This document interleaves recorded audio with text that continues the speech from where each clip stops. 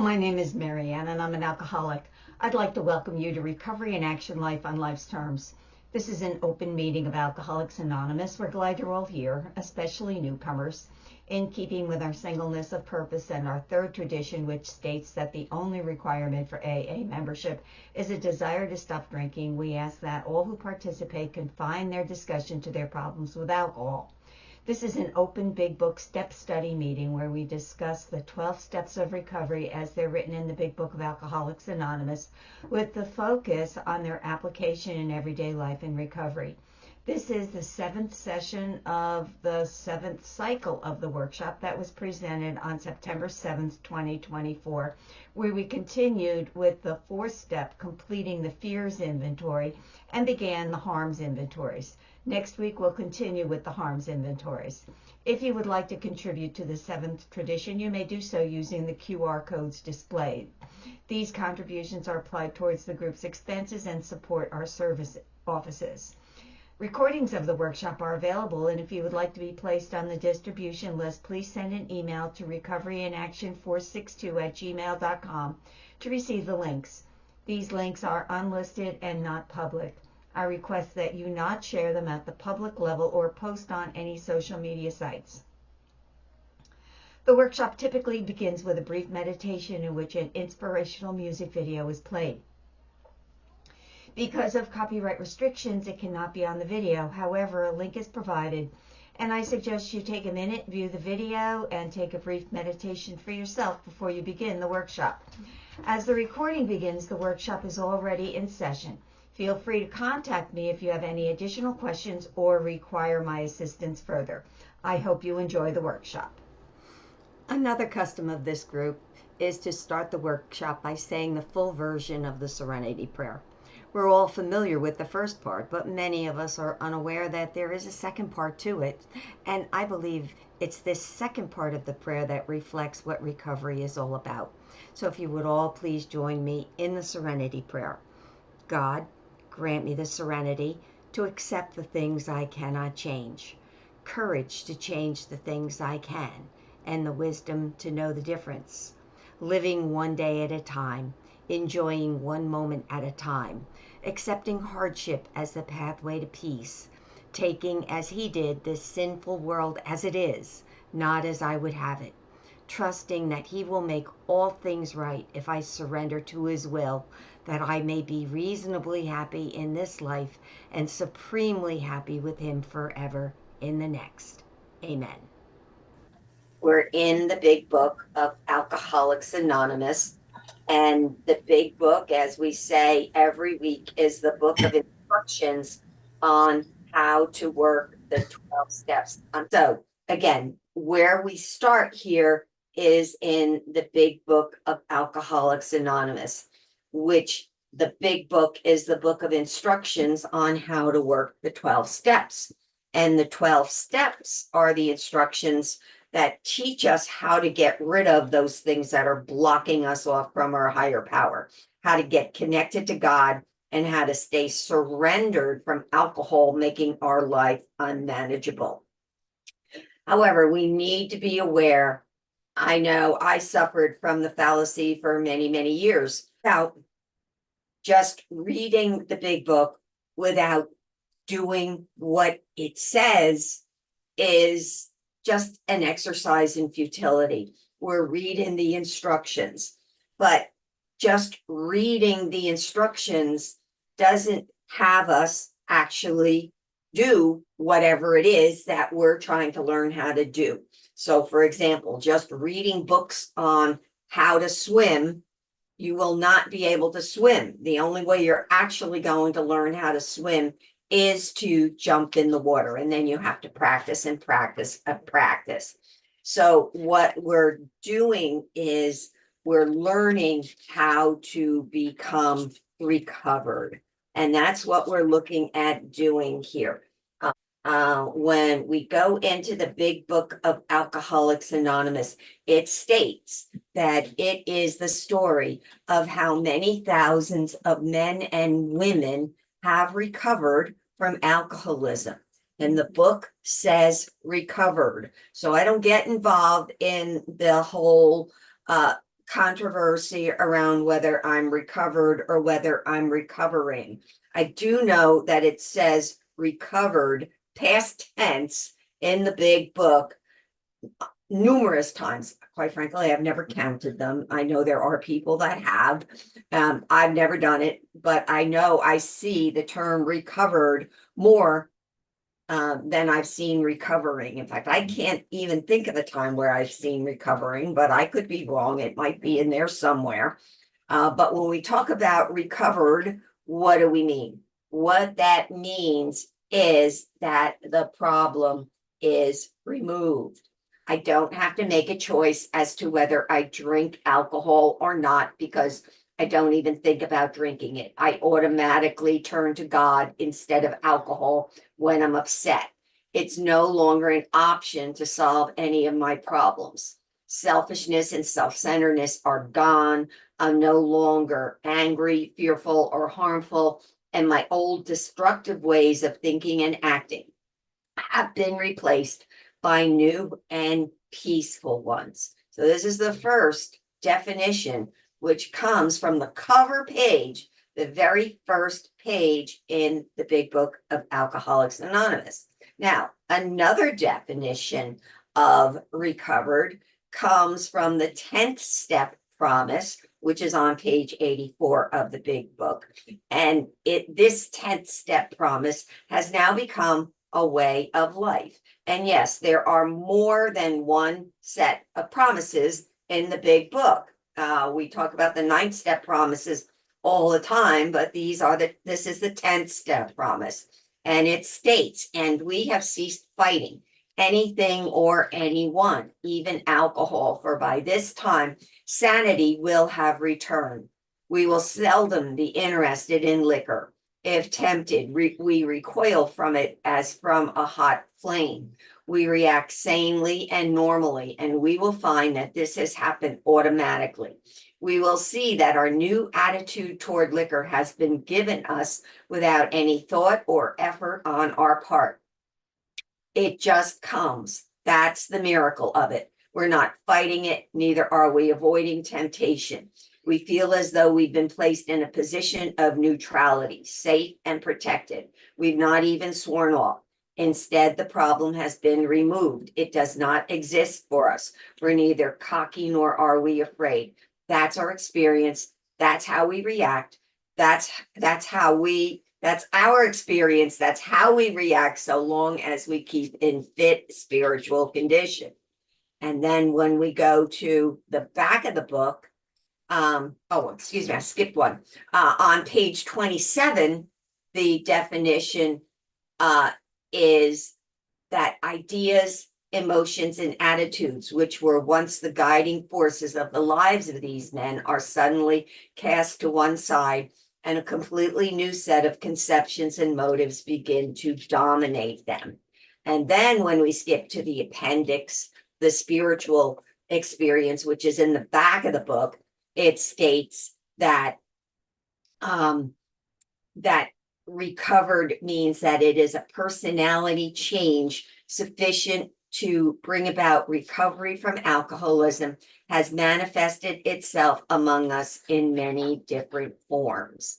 And then going back to the foreword to the first edition, it states, we of Alcoholics Anonymous are more than 100 men and women who have recovered from a seemingly hopeless state of mind and body. To show other alcoholics precisely how we have recovered is the main purpose of this book. It later goes on to say that the only requirement for membership is an honest desire to stop drinking.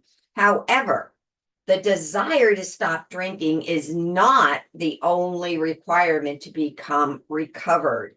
There's other things involved, such as being willing and actually doing everything that the big book says to do. So as we start doing that, we start with the steps, which is step 1. We admitted we were powerless over alcohol, that our lives had become unmanageable. This is where we look at our powerlessness. We are totally powerless Our life is unmanageable. This is where we have to know and admit that we're alcoholic. That's where we talk about the self-knowledge. So a lot of times people are going on drinking, they have no idea that they're an alcoholic. They have no idea. But once we have that realization that we're powerless over alcohol, our life is unmanageable, that self-knowledge is what makes me realize, hey, I've got to do something. I can't live like this anymore. I can't live like this anymore. And that's where that powerlessness comes in, self-knowledge. Now I know I've got a problem. As a real alcoholic, I know if I drink, I am totally powerless. I cannot predict my behavior. I have no idea where I'm going to end up. So that is powerlessness. It's self-knowledge. However, as a real alcoholic, the only thing self-knowledge does is make me realize that I cannot just take one drink without being physically driven to take one drink after the other. This then allows me the opportunity, if I'm spiritually fit, to pass on that first drink. And I can only do this on a continuous basis if I'm connected to my higher power. So now I have that self-knowledge. It's not enough. Bill Wilson explained that very well in his story. Roland Hazard experienced that when he left Carl Jung. He was drunk by the time he got to Paris on the train. So it's not enough for us to just know that we're alcoholic. We can't do it on our own. Therefore, we're at step 2. We have to believe that a power greater than us can restore us to sanity. Step 2. And this is where we have to have our own concept of a higher power. And that's one of the things that's great about AA, and which makes us, we're not a religion. We are not a religious organization. We can choose our own concept of a higher power. And the only requirements for step 2 is to answer yes to the following question. Do I now believe, or am I even willing to believe, that there is a power greater than me that can solve my problem? If you said yes to that question, you're done with step 2. And that brings us to step 3. Now we've decided I can't do it. The higher power can do it. So now we're at step 3, where we made a decision. And remember, this is in past tense. Step 3 is made a decision to turn our will and our lives over to the care of God as we understood him. Big misconception here for a lot of people.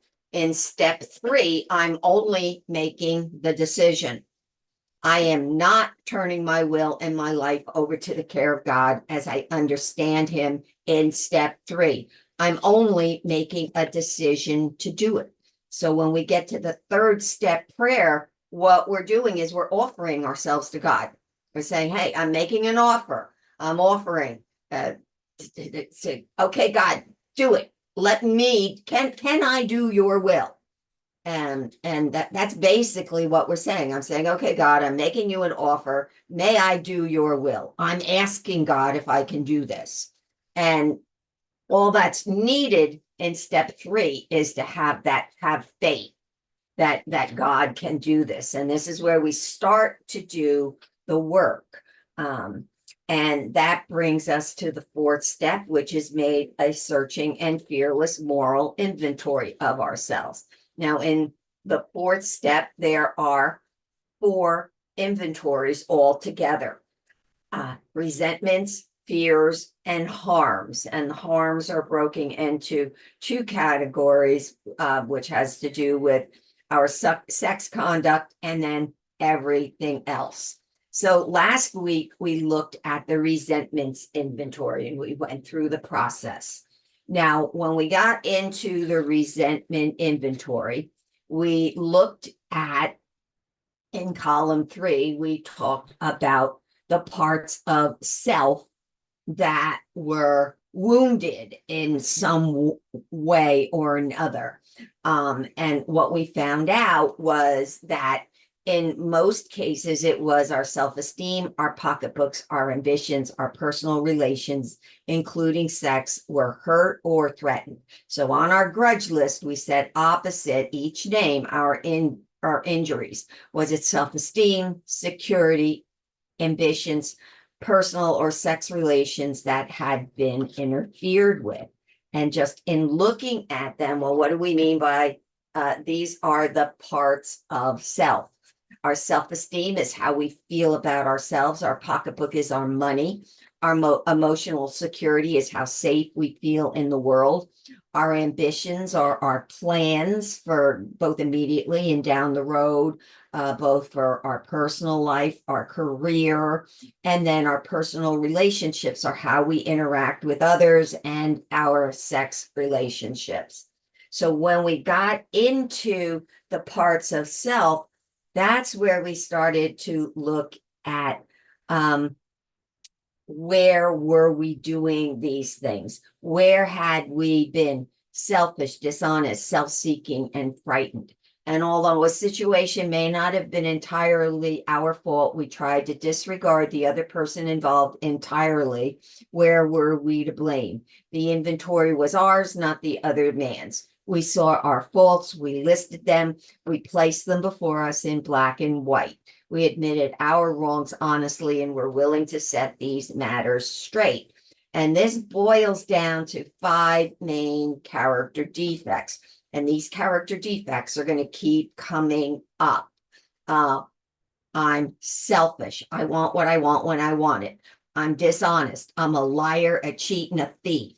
I'm self-seeking. I want more than I have right now. And I'm frightened. I'm scared. And I'm inconsiderate. These are the 5 main character defects that we looked at. And then we boiled these down a little bit further into looking at some other character defects which rolled up under these. And we do this because it is important. The big book, for example, lists mean, egotistical, indignant, self-pitying, self-centered, and self-delusional.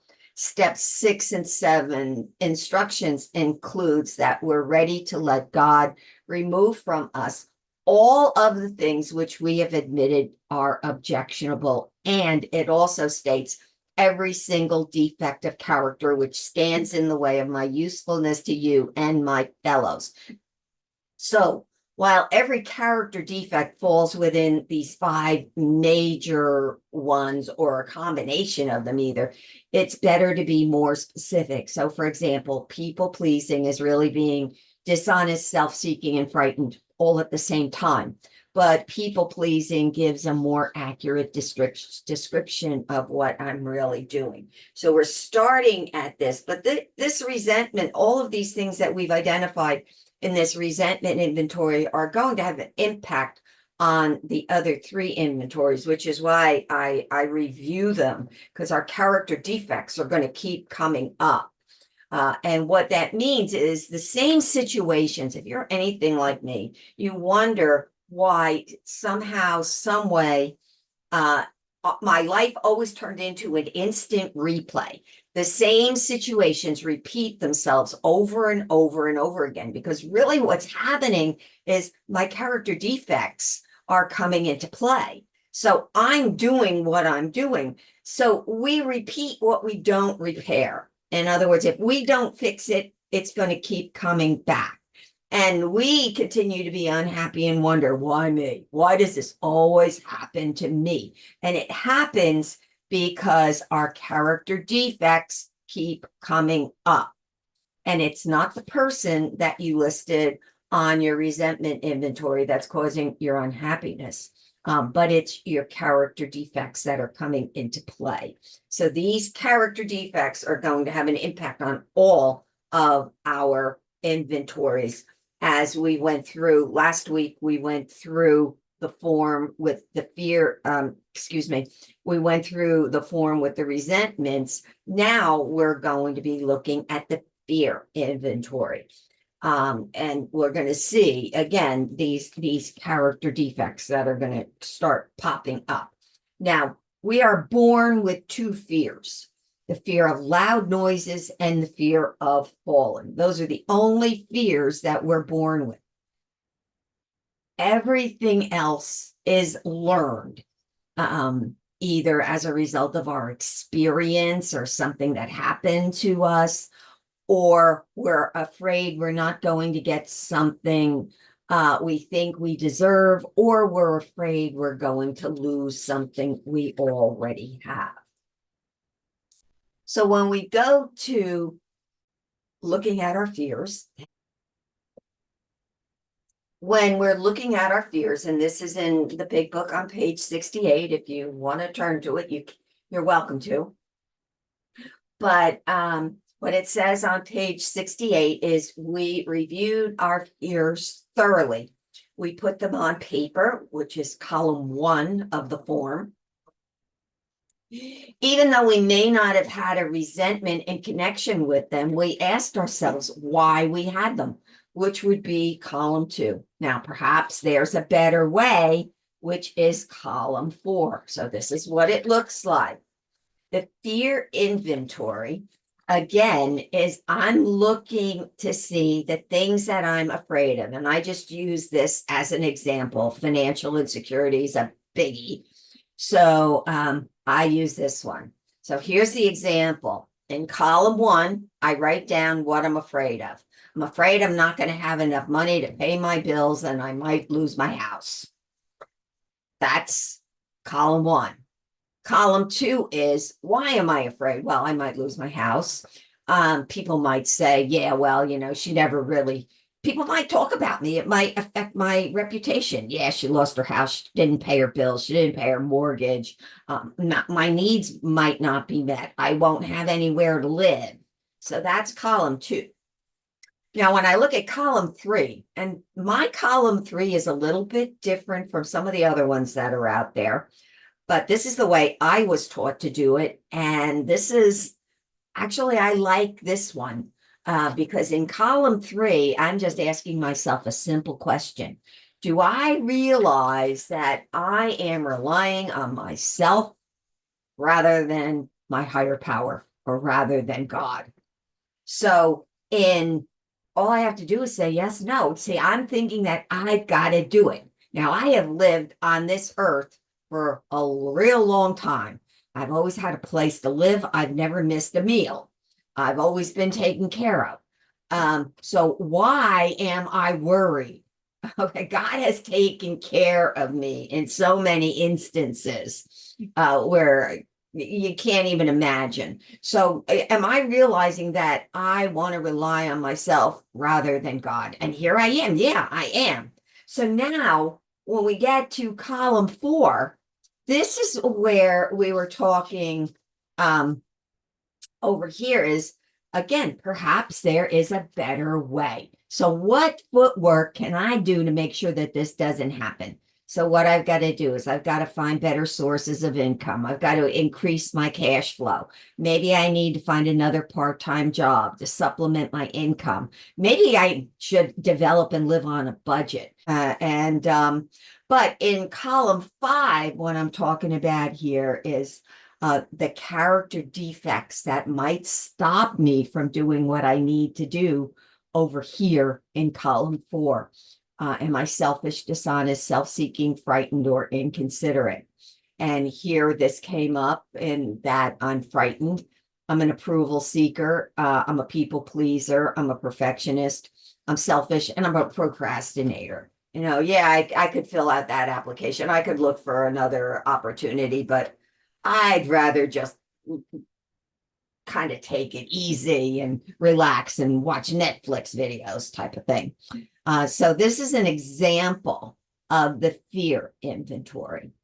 Now, the fear inventory is to see what footwork we're capable of doing and to start doing these actions immediately so that we can stop being paralyzed by fear and controlled by people, places, and things.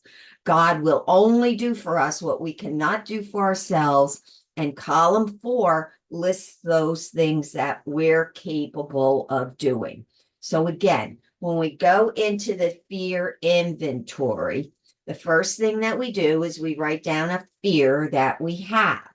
Now, the fear doesn't have to match what you wrote in your resentment inventory, but it could. So think about what that fear might be. So, for example, maybe I had listed my son-in-law on my resentment inventory because he took a job in another state and was taking my daughter with him. Therefore, my column 5 would have selfish, inconsiderate, and frightened listed because frightened is checked off, then I would look at what I'm afraid of, and that's what would go on my fear inventory. So in this case, it might be that I'm afraid I might not see my daughter as often as I'd like, and I wouldn't be able to see my grandchildren as much. So that fear would be listed on my fear inventory. Now, in column 2, what I'm basically looking at is what's so scary about what's in column 1. What's the worst that could happen? So we're looking at why we have this particular fear, and we're asking ourselves that question. Why is this so scary? What's the worst thing that happened if that came true? And then you write that answer in column 2. Then in column 3, you would check either yes or no if you realize that you're afraid because you're relying on yourself, your own selfish wants and needs, which usually put you in situations where you could be harmed, instead of relying on your higher power and realizing if you stay close to your higher power and you're directed by your higher power, you're going to be safe.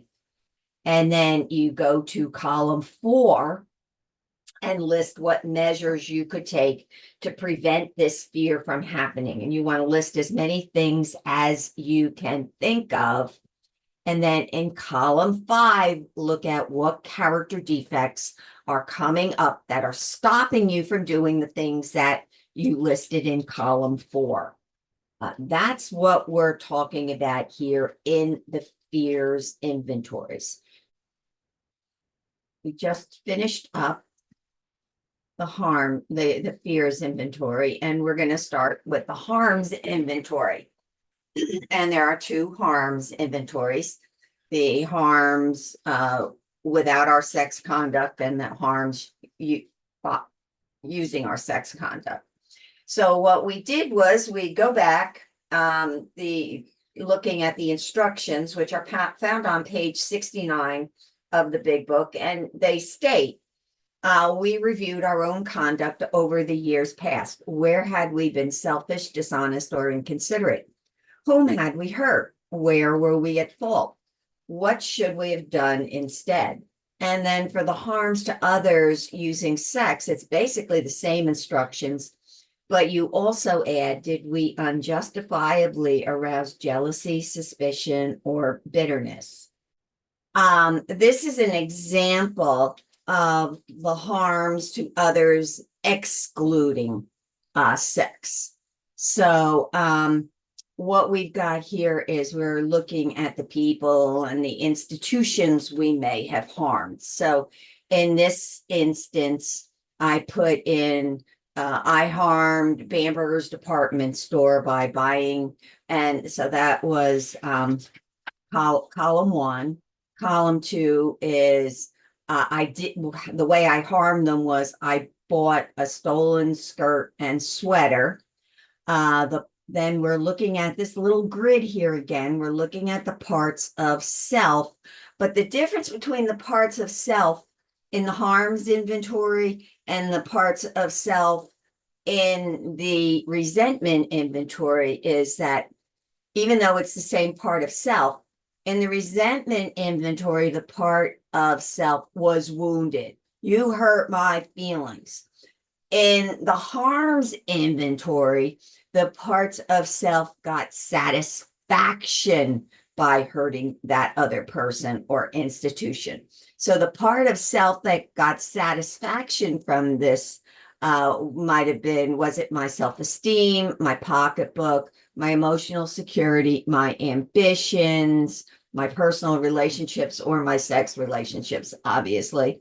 And in this instance, it was my pocketbook, and also my ambitions, because I had some nice things. So what should, column 4 has to do with what should I have done differently? And then what will I do in the future? So there's two parts to it. So the first part is not buy stolen merchandise. The second part is I pay for things I want, and I don't take things that don't belong to me. What character defects allowed me to purchase stolen property? I was self-seeking, I was dishonest, and I was a thief. So the key thing in the harms inventories is to see what new behaviors I need to be incorporating into my everyday life, which are the things that I list in column 4. So when I talk about the harms to others, excluding sex, what we need to do is go through that inventory. And just like we did with the resentments, we make a list of everyone we hurt, people, businesses, everything, and everyone in column 1. Try to keep it as simple as possible. Column 2 is all about you, and it doesn't matter what the other person did to cause this. It's only about the actions you took that hurt someone else. Now, you want to make sure that this is an action statement, and it's an action statement about you. I did something, I said something, I caused something. And it, again, it doesn't matter if the person knows you harmed them or not. As long as you know, it goes on your inventory. So again, going back to column 3 in the harms inventory, it's the opposite of the resentment inventory. Column 3 talks about in the harms inventory, there was a part of self that got rewarded. There was a sense of satisfaction by doing what you did. So you check off the appropriate parts of self that got satisfaction by doing what you did in column 2. So again, looking at the example, pocketbook and ambitions were checked for column 3 because the pocketbook was rewarded when we didn't have to pay the full price for the items, and the ambitions were satisfied because we had something that we wanted. So that brings us back here is we check off the parts of self. And now we're looking at the sex conduct. So same thing. We're checking off the appropriate parts of self that got satisfaction from doing the action in column 2. Your self-esteem, your pocketbook, your emotional security, your ambitions, your personal relationships, or your sex relationships. So this example here has to do with harms to others using sex. So what happened here? Harmed a coworker, flirted with the coworker, dressed seductively, created tension and frustration and lying, sneaking around. The part of self that got satisfaction was pocketbook because they bought my meals, and ambitions because kind of made me feel good. What should we have done differently? Well, act professionally at work, pay my own way, and don't take advantage of other people. The character defects that allowed me to do this was I was selfish, I was a user, I was inconsiderate, and being lustful at the time. So when we talk about instructions about harms to others using sex, we go through the same process we did with the other one. We list everyone that we've hurt through sex or intimate relationships in column 1. In column 2, you list exactly what it is that you did to the person in column 1. And again, try to keep it simple. Column 2 is all about you. It doesn't matter what the other person did to cause it. It's only about the actions you took that hurt another person. It doesn't matter if they know that you did it or not. So, for example, if I were having an affair with a married man, his wife would be listed in column 1 as the person hurt. By having an affair with her husband, that would be listed in column 2. Also, for the sex inventory, you ask yourself if the actions listed in column 2 created jealousy, suspicion, or bitterness. So, then when we look at columns 3, 4, and 5, it's the same process. We go through, we check off the appropriate parts of self, whether it was our self-esteem, our pocketbook, our emotional security, our ambitions, our personal relationships, or our sex relationships.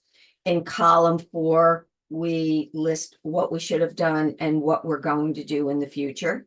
So, should have acted professionally at work and should have bought my own meals and not taken advantage of other people. The character defects that allowed me to do this was I was selfish, a user, inconsiderate, and lustful. Now, keep in mind when we get here that we're not bad people trying to get good, but sick people who are trying to get well. We may have done some pretty awful things, but those things don't define who we really are. And we've done nothing that we need to be punished for. When we get to steps 8 and 9, we take actions to correct them. So that's basically where we're going to have to leave off today because we're basically at the hour. Thank you so much for your participation. I hope you enjoyed the workshop, and if you have any questions, please feel free to contact me. And now, please join me in our closing prayer, which is St. Faustina's Prayer for Mercy. Eternal God, in whom mercy is endless and the treasury of compassion inexhaustible, look kindly upon us and increase your mercy in us, that in difficult moments we might not despair nor become despondent, but with great confidence submit ourselves to your holy will, which is love and mercy itself. Amen.